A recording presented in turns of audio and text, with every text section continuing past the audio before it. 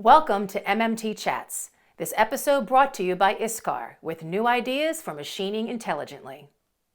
I'm Christina Fuges with MoldMaking Technology, back for another quick MMT chat. My guest today is Bob Vancoillie, who is the leader of the Global Mold Management Center of Excellence for the Consumer Division of Johnson & Johnson. Hi, Bob. Hi. How are you? Good. All right, so let's talk about OEM expectations when it comes to tooling digitization, which I know you're hearing is a trend and it is a need. So can you give me an overview of what you were seeing, well, actually what you were experiencing in regards to tooling digitization? So I mean, right now, like I was talking about in our presentation, right now, mold management and mold management lifecycle management is a bit archaic right now in that we're specifically using mechanical cycle counts and inputs from converters back.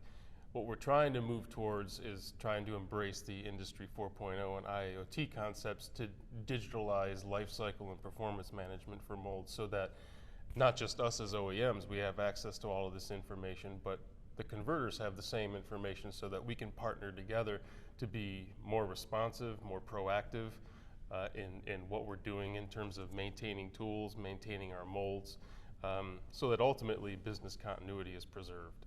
Got it. All right, so explain this phased approach to digitization that many OEMs are taking, as well as the ultimate goal of all this.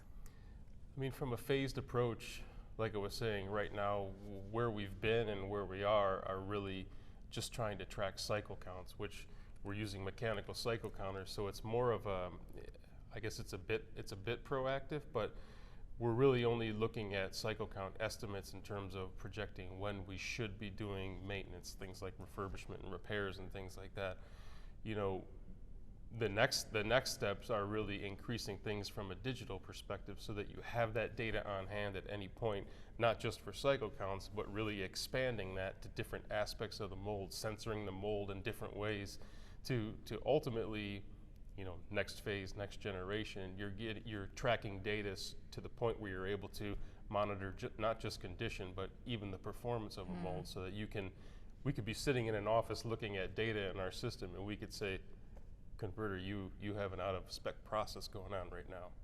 So it's very transparent at that point, right? Right, and it's not, we're not meant to be policing converters. It's really meant to be a collaboration and an information sharing, so that both sides, from a converter and an OEM, that we're responsive in the same way, so that, you know, we can make sure that things are operating correctly, but where we see things that are atypical, we can respond quickly. In real time, yeah, really. Right. All right, so the mold builder, where does the mold builder fit into all this? So the mold builder is key, because as we talk about the digitalization aspects, obviously what it means is embedding sensors in different parts of mold. So the mold maker is going to be critical, because they're the SMEs who design the mold.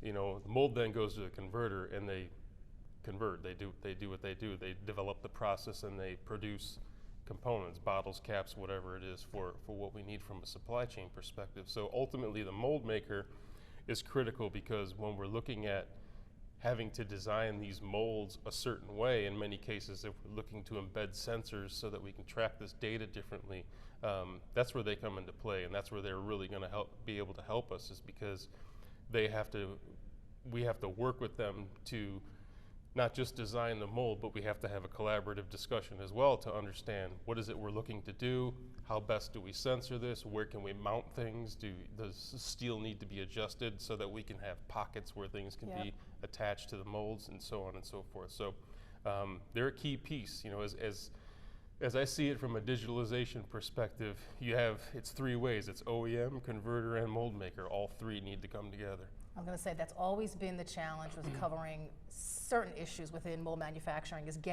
letting them, they have to realize they need to get themselves at the table, because a lot of times, whether it's intentional or not, they're left out of those conversations, and it's happening between the converter and the OEM. Right. So they really need, I'm always saying, they need to inject themselves earlier in the process and be that mold builder that's going to bring that solution to the ultimate customer.